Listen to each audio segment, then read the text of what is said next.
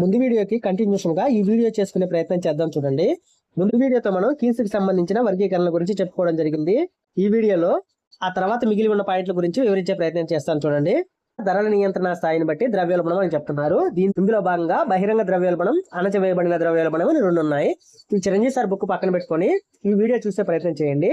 ఒకసారి చిన్న ఎగ్జాంపుల్ చెప్పే ప్రయత్నం చేస్తాను. చూడండి, ఈ ఎగ్జాంపుల్ అనేది ప్రతి సంవత్సరం జరిగేదే. ఒకసారి గమనించండి. చూడండి, మనకు మార్కెట్లోకి ఆనియన్స్ ఒక 500 కేజీలు రావాల్సి ఉంటే ఈ రోజు ఒక 100 కేజీలే వచ్చాయి అనుకోండి. ఈ 100 కేజీలు రావడం వల్ల మార్కెట్లో కొరత వల్ల ఏమవుతుందంటే దీని ధర విపరీతంగా పెరుగుతుంది. దీని ధర ఎంత అవుతుందంటే యాక్చువల్ గా అయితే ఒక 20 రూపీస్ ఉన్న మన ఉల్లిపాయల ధర ఈ 100 కేజీలు రావడం వల్ల దీని ధర 100 రూపీస్ 120 రూపీస్ గా అయ్యేదానికి అవకాశం ఉందన్నమాట. ఈ 100 రూపీస్ 120 రూపీస్ అయ్యేటప్పుడు ఏం చేస్తారంటే సామాన్య ప్రజలు మార్కెట్కి వెళ్తే వాళ్ళకి నిన్న 20 రూపీస్కి వచ్చిన ఉల్లిపాయలు కాస్త ఈ రోజు 100 రూపీస్ కానీ 120 రూపీస్ కానీ కనబడడం జరుగుతుంది అనమాట. ఇక్కడ ప్రభుత్వం ఎటువంటి జోక్యం చేసుకోలేదు. ఎందుకు చేసుకోలేదంటే చూడండి, నిన్న 20 రూపాయలు అమ్మింది, ఈ రోజు 100 రూపాయలు అమ్ముతున్నా ప్రభుత్వం చూస్తూనే ఉంది. నిన్న 20 అమ్మినా ప్రభుత్వం చూస్తూనే ఉంది, ఈ రోజు 100 120 అమ్మినా ప్రభుత్వం చూస్తూనే ఉంది అనమాట. ఈ ధరల పెరుగుదలకు సంబంధించి ప్రభుత్వం ఎటువంటి చర్యలు తీసుకోలేదు. ఈ పాయింట్ గుర్తుపెట్టుకోండి. నెక్స్ట్ చూడండి, ఇదే సిచ్యువేషన్ లో గవర్నమెంట్ ఏం చేసిందంటే ఒక ఆర్డర్ ని జారీ చేసింది అన్నమాట. ఎవడైనా మార్కెట్ లో కేజీ 40 రూపీస్ కంటే ఎక్కువ అమ్మాడంటే వాడి మీద నేను కేసు పెడతాను అని చెప్పి ఒక ఆర్డర్ గవర్నమెంట్ రిలీజ్ చేసింది అనుకుందాం. అప్పుడు వ్యాపారస్తుడు ఏం చేస్తాడో ఒకసారి ఆలోచించండి. మీరు ఒక 50 రూపీస్ 60 రూపీస్ పెట్టి ఉల్లిపాయలను కొనుగోలు చేసి ఉంటాడు. వీడేం చేస్తాడు, గవర్నమెంట్ నన్ను 40 రూపీస్కి అమ్మంటుంది, నేను 20 రూపీస్ ఎందుకు లాస్ అవ్వాలనే ఉద్దేశంతో వీడు కొన్న ఒక 100 కేజీల్లో ఒక 20 కేజీసే నా దగ్గర ఉన్నాయని చెప్పుకునే ప్రయత్నంలో భాగంగా మిగతా 80 కేజీలు ఏం చేస్తాడంటే వాడు ఇక్కడ నో స్టాక్ బోర్డు పెట్టేస్తాడు.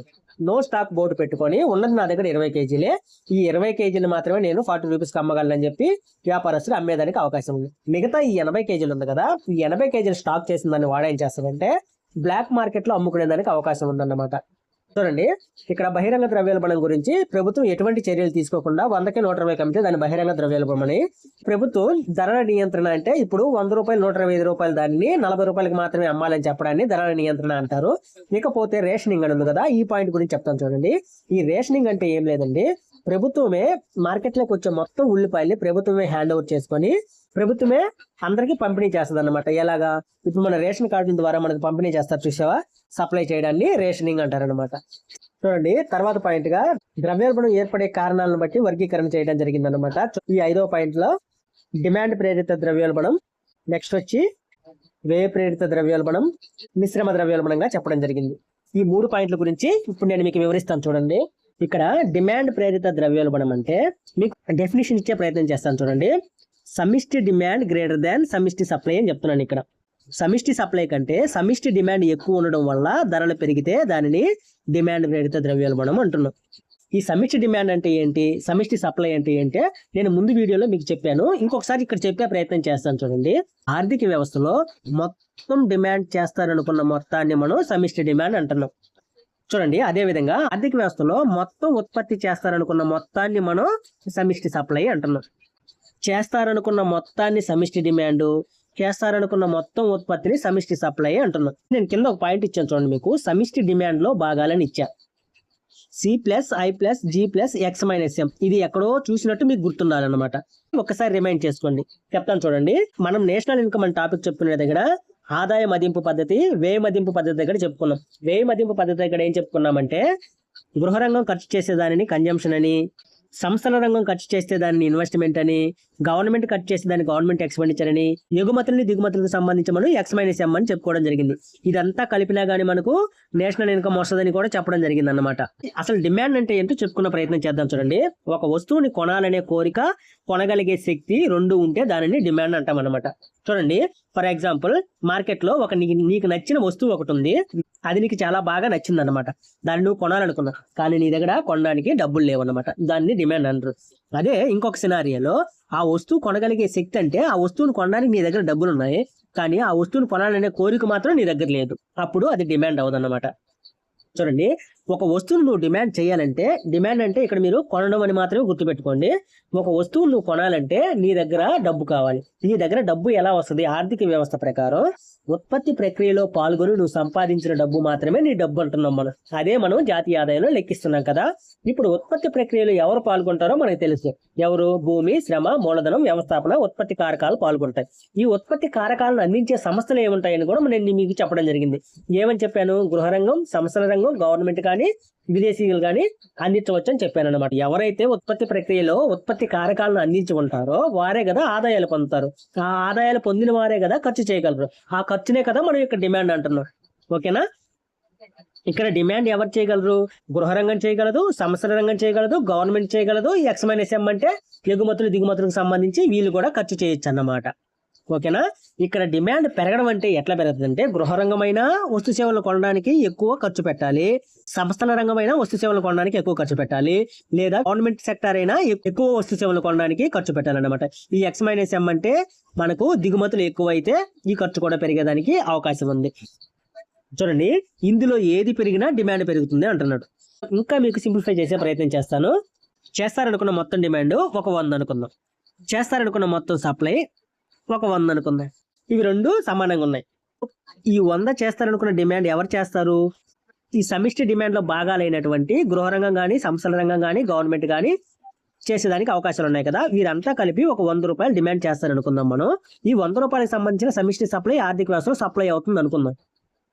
సడన్ గా వీరి ఆదాయాలు పెరిగి వీరు చేయాలనుకున్న డిమాండ్ 100 రూపాయలు కాస్త 200 అయింది అనుకుందాం.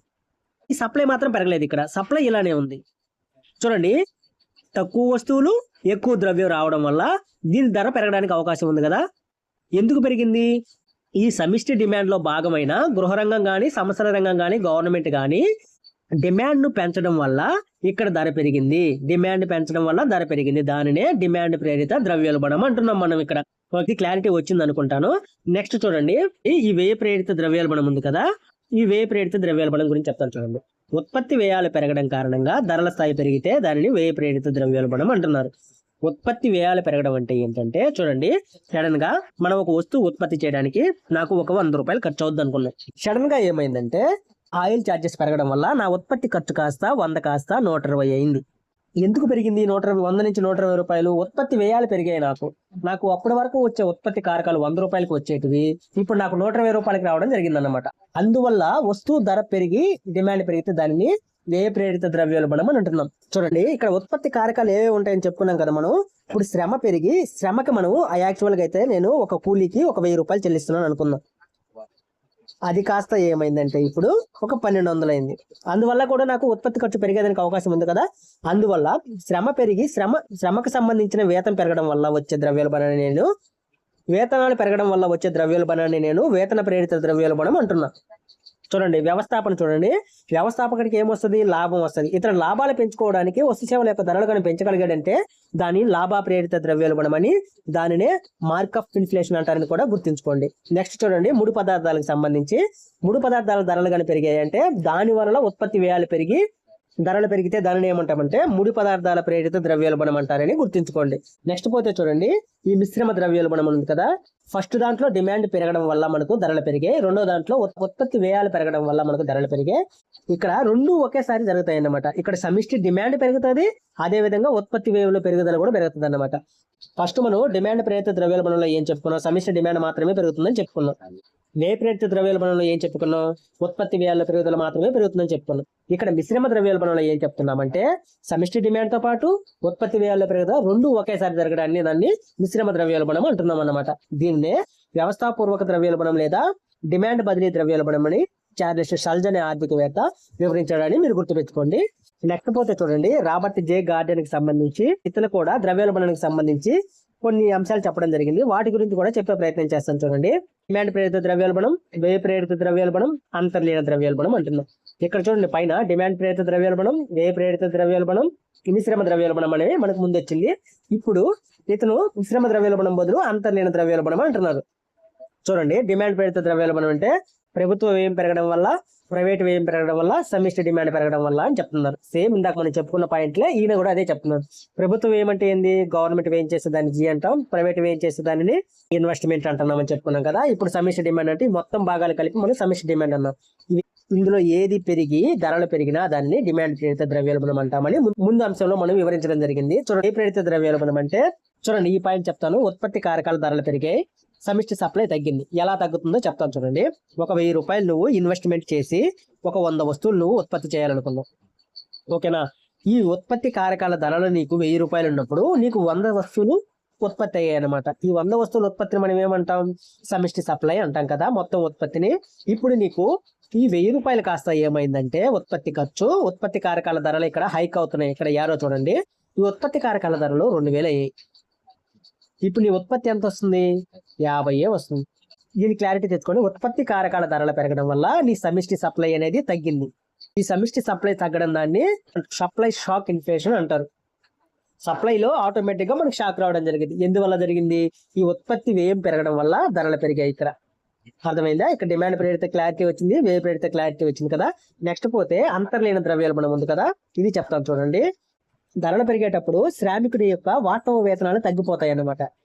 వాస్తవ వేతనం, నామమాత్రపు వేతనం అంటే ఏందో చెప్తాను చూడండి.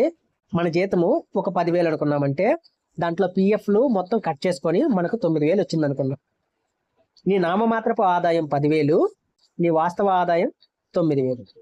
నీ వాస్తవ ఆదాయం ధరలు పెరిగేటప్పుడు ఏమవుతుందంటే దీని విలువ తగ్గిపోవడంతో ఈ 9,000కి ఈ నెలలో వచ్చిన వస్తువుల కంటే నెక్స్ట్ నెలలో వచ్చిన వస్తువులు చాలా తక్కువ ఉంటాయి. కాబట్టి నువ్వు వేతనాలు పెంచమని కోరడం జరుగుతుందన్నమాట. ఈ సంస్థకు సంబంధించిన యజమాని వేతనాలు పెంచడం వల్ల ఏమవుతుందంటే, నీకు వేతనం పెంచడం అంటే ఏంది? ఉత్పత్తి కారకాలకు సంబంధించిన వ్యక్తివే కదా నువ్వు. ఉత్పత్తి కారకాల ఖర్చు పెరుగుతుందన్నమాట. అక్కడ ఉత్పత్తి కారకాల ఖర్చు పెరగడం వల్ల మనకు ఏ ద్రవ్యోల్బణం వస్తుంది? వ్యయ ప్రేరిత ద్రవ్యోల్బణం వస్తుంది, ఓకేనా? అక్కడ వ్యయ ప్రేరిత ద్రవ్యోల్బణం రావడంతో పాటు నీకు ఆల్రెడీ శాలరీ పెంచాడు అనుకుంది. పెంచిన తర్వాత నీకేమవుద్దంటే నీ వాస్తవ ఆదాయం ఇంకొంచెం పెరిగి నువ్వు ఇంకొంచెం ఎక్కువ డిమాండ్ చేయడానికి అవకాశం ఉందన్నమాట. ఏమవుతుంది? నువ్వు ఇంకొంచెం డిమాండ్ పెంచడంతో డిమాండ్ ప్రేరిత ద్రవ్యోల్బణం రావడానికి అవకాశం ఉంది. ఆల్రెడీ నువ్వు జీతం పెంచడం వల్ల నీకు వ్యయ ప్రేరిత ద్రవ్యోల్బణం వచ్చింది. ఆల్రెడీ నీకు జీతం పెరగడం వల్ల నువ్వు ఖర్చు ఎక్కువ పెట్టడం వల్ల అక్కడ మళ్ళా డిమాండ్ ప్రేరిత ద్రవ్యోల్బణం కూడా వచ్చిందన్నమాట. వ్యయ ప్రేరిత ద్రవ్యోల్బణం, డిమాండ్ ప్రేరిత ద్రవ్యోల్బణం రెండు ఒకేసారి రావడాన్ని ఇక్కడ అంతర్లీన ద్రవ్యోల్బణం అంటున్నాం. దీనినే ధర వేతన విస్ఫోటనం అని కూడా అంటారని గుర్తుంచుకోండి. దీనినే హ్యాంగ్ ఓవర్ ఇన్ఫ్లేషన్ అని కూడా అంటారని గుర్తుంచుకోండి. ఈ 2 పాయింట్లు నేను ఇక్కడ రాయటం మర్చిపోయాను, మీరు యాడ్ చేసుకునే ప్రయత్నం చేయండి. ధర వేతన విస్ఫోటనం అని కూడా అంటారు, నెక్స్ట్ పోతే హ్యాంగ్ ఓవర్ ఇన్ఫ్లేషన్ అని కూడా అంటారని గుర్తుంచుకోండి. ఇకపోతే చూడండి, ఇక ద్రవ్యోల్బణ విరామం అనేది ప్రతి ద్రవ్యోల్బణ విరామం అనే అంశాల గురించి, ఈ ఇన్ఫ్లేషన్, డిఫ్లేషన్, రిఫ్లేషన్ అనే అంశాల గురించి, ఈ స్టాగ్ఫ్లేషన్ అనే అంశాల గురించి మరొక వీడియోలో చర్చించుకుందాం. ఎందుకు వీడియోని తక్కువ చేస్తున్నానో అర్థం చేసుకోండి. మీరు అర్థం చేసుకోవాలనే ఉద్దేశంతోనే వీడియోని కొంచెం లెంగ్తీ లేకుండా షార్ట్స్ రూపంలో మీకు చేసే ప్రయత్నం చేస్తున్నాను. ఈ సబ్జెక్ట్ని కానీ మీరు బాగా అర్థం చేసుకోగలిగితే ఎకానమీ మీద ఫుల్ గ్రిప్ తెచ్చుకున్న వారు అవుతారనే ఉద్దేశంతో నేను మీకు కొంచెంగా దీన్ని ఫీడ్ చేస్తున్నానని అర్థం చేసుకోండి. Thank you so much.